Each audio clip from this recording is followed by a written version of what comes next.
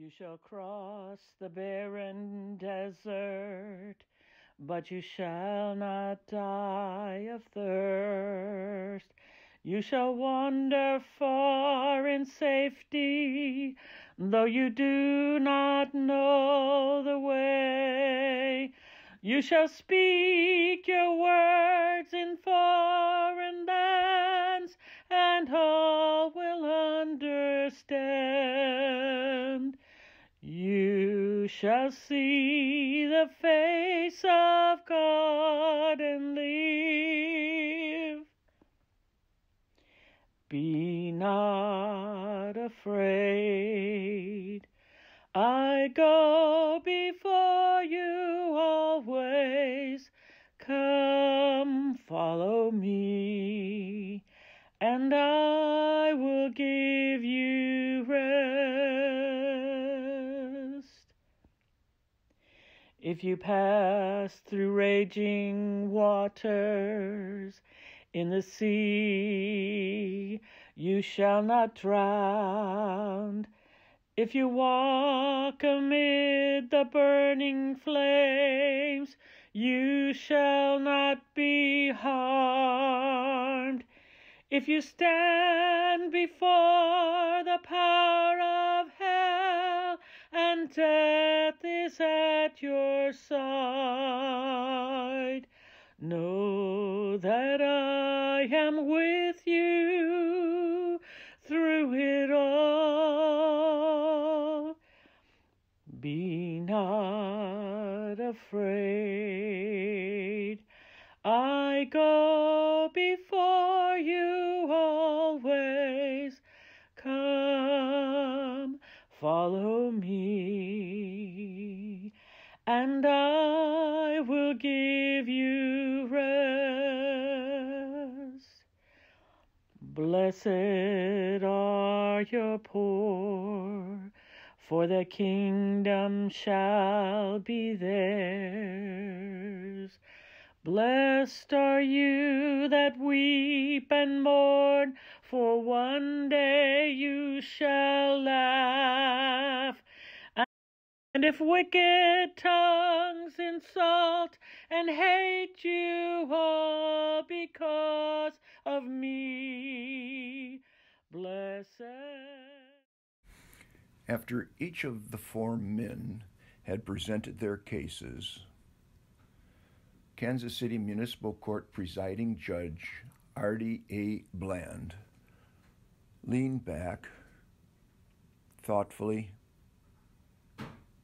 and then said, "I've been praying while you've been explaining the reasons for your protest, and I want to do the right thing.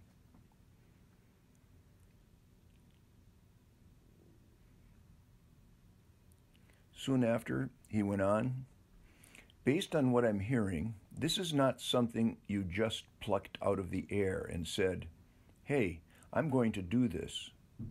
You actually care about the things other than war. So to me, that's good. And one of you mentioned Dr. Martin Luther King, who is my personal hero. In fact, were it not for him, somebody like me would not have this opportunity today because of the things he did with his protests. One thing I'm always reminded of is that in the eyes of the law, Martin Luther King was seen as a criminal." You can say amen to that because it's the truth. And in the eyes of the law, Martin Luther King was a criminal. He was arrested probably more times than all the people in this room put together. So I'm of the understanding that oftentimes the law is not in your favor. However, if he and other people like him didn't do what you people are doing, nothing would ever change.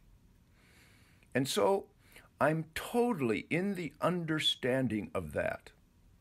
One thing I find significant about that is Martin Luther King suffered the penalties for what he did.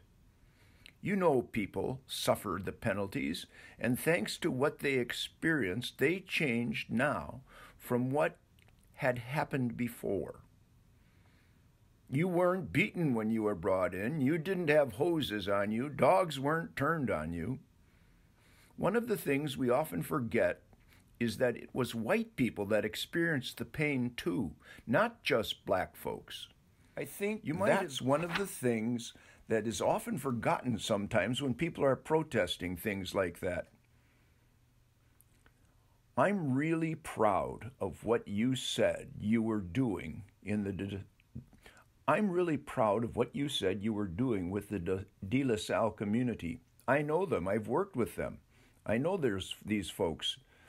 Some of them have come through here. I work with them in the court. I think one of the things that you have to remember when you are protesting is that you have to believe in what you believe in. That's what I'm seeing, and that's what I'm hearing from you. And also from those who are here in the courtroom.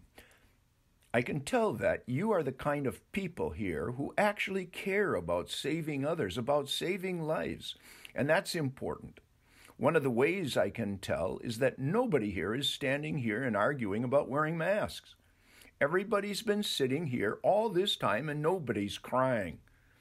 One of the things I find significant about that is the issue about wearing a mask is not just about protecting you, but it's about protecting those around you. That's what I think people don't get. Like someone says, you don't have to wear a mask. And I say, yes, I do. You don't know what I have. And so the Supreme Court of a higher power is always going to have you do what you think you need to do that is right. And at the end of the day, folks like Martin Luther King and other guys like him might say that someday Judge Bland is going to be sitting here and he's going to have some protesters before him. He's going to have that opportunity to do the right thing. And that's what I'm hoping I can have the opportunity to do here today. So I'm going to give each of you 180 days of suspended sentence. I have no intentions of having you ever serving a day in jail. In whatever way you feel like, you have to follow your Supreme Court of a higher power. And I think anybody would be wrong to tell you otherwise. And the rest of the justice system, that we continue to do the right thing. You to come up and give a bump fist. With that, cheers and laughter and clapping erupted throughout the courtroom. You shall see the face of God and live. Be not afraid. I go before you always. Come, follow me, and I will give you